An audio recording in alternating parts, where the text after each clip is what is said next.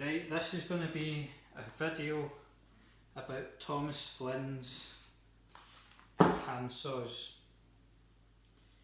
This is a 20-inch handsaw, 10 TPI.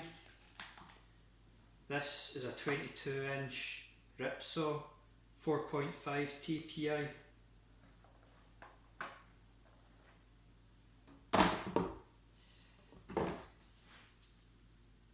This is a Lynx.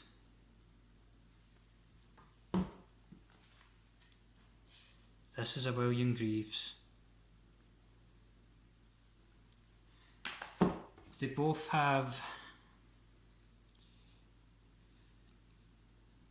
stained beech handles to try and to make them look like walnut, I suppose, but personally I think the colour's too purple to be walnut, but that doesn't really matter because that's not what the saw is about. It's about the cutting edge.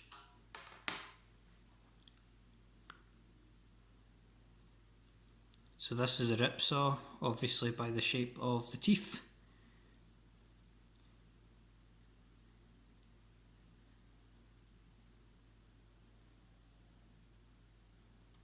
These are taper ground as well, as you can see right there, that's what that says, taper ground.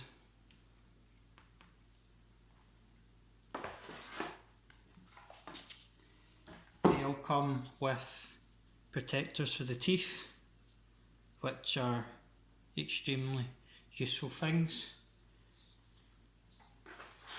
And I think if you're making an order for the saws, you can email them and ask them if you can get an extra one, and maybe you've lost, maybe you already have Thomas Flinn saws and you've lost your protector.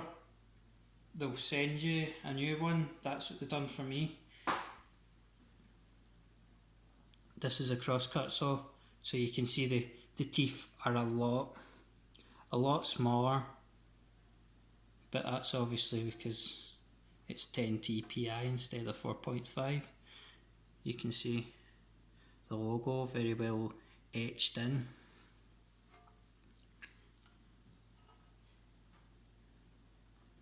Don't know how easy that is to see, probably quite hard. Nope, okay. They're your standard saw width, they're not very wide.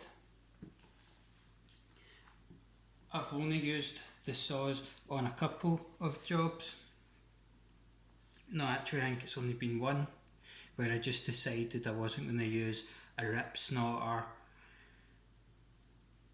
for ripping stuff down.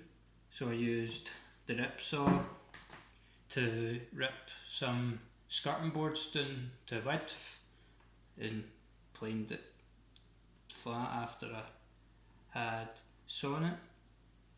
I will say, I think Thomas Flinn do need to make a rip saw which has more teeth than the current amount, because it's very hard to start these saws if they're not sharp, but also it means that these are really only for rough work.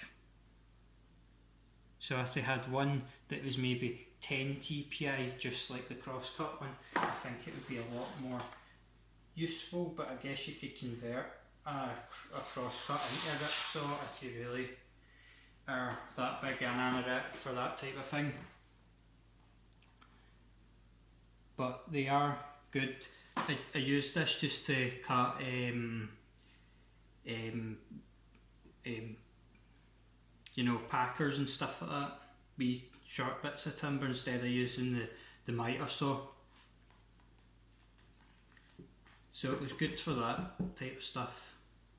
So I would definitely recommend these to hand tool users,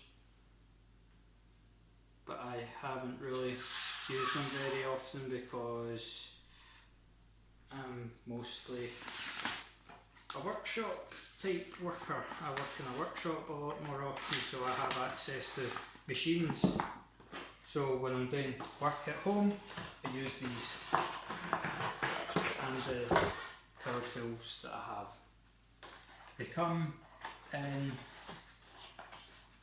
different packaging. This was cheap, this was the cheapest one, and this was slightly more expensive, so it came in a box instead.